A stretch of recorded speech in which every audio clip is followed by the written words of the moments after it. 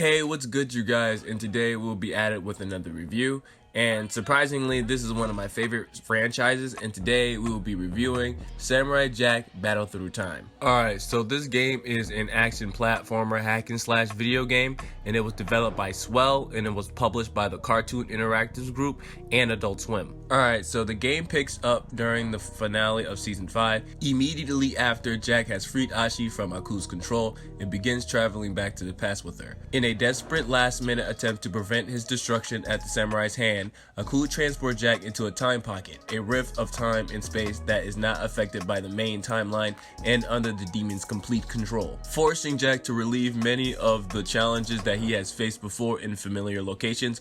Aku's corrupted the royal family's Charon's crest with his black magic and scattered them throughout the world. So as a side quest, Jack must destroy them to weaken Aku and probably ultimately defeat him. So the game primarily consists of Jack going into an area, defeating all the enemies in the area, and then moving to the next area and so on. Some of the areas and enemies are optional for completing the level, while others such as boss fights are mandatory. There are 4 difficulties in the level, which is Jack, Samurai, Master Samurai, and the Masters of Masters, which can be unlocked by finishing the Master Samurai difficulty. And the reason why I am warning you about the difficulties in this game is because when you try to literally go in super hard mode out the gate, it is really hard because you come out with nothing, and they're really trying to make it really challenging for you to actually do everything in the master difficulty. And it's really frustrating because in certain parts when I actually tried doing it, I actually had to dim down the difficulty because it was too hard for me to actually complete the levels. But the overall gameplay, Jack can use strong attacks, quick attacks, ranged weapons, combos, and Kai attacks. Kai attacks can only be used after the player has filled their Kai fire gauge, but when in use, Jack is temporarily invincible and deals massive damage in a manner specific to the kind of weapon he currently has equipped and his proficiency level in that weapon class. In addition to the magic sword and his bare fists, which are unbreakable, Jack can acquire a wide range of other weapons which can wear out or break. And it can be like other swords, axes, hammers, spears, clubs, throwable weapons, handguns, machine guns, bows, and arrows. And you can acquire some of these weapons by defeating certain enemies, or you can exchange them with gold.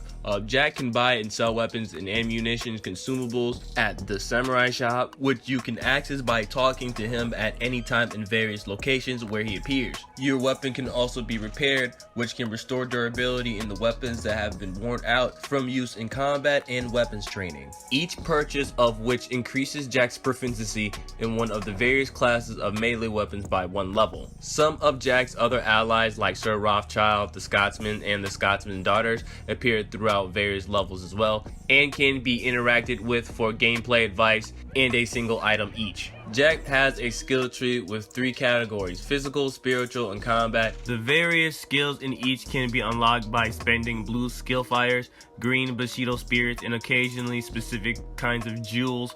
Jewels can only be acquired from allies and chests in certain levels, and specific kinds of jewels can only be found by playing or replaying the specific levels that are available to you. And before I forget, there are about 50 corrupted Emperor Karamans and 100 chests in all of the locations, and while many of them are obvious locations, some are more difficult to find than others. So unless you aren't a completionist, it does have some replayability in some cases. Also, graphically, the game is just spot on. At first when I looked at it, it felt a little weird, but once I started playing a little bit more, I just got used to it, and apparently graphically the game looks pretty solid in my book. But in my case, environmentally, it didn't really do much for me. Instead, because of course it's just your regular hack and slash, there's nothing much to do with the environment. I wish that they could have done a lot more, but I can't really complain. The environment was really good here for the most part. So if you guys missed anything, let's just hop on to the overview. So on the positive side of things, the overall story was good. The gameplay was awesome. The game is definitely challenging. I do like the various weapons in the game. The Daz Samurai Shop is definitely okay. I love the skill tree that is in this game. Graphically, the game is good, and the environment, even though it didn't really do much, it was fair in my case.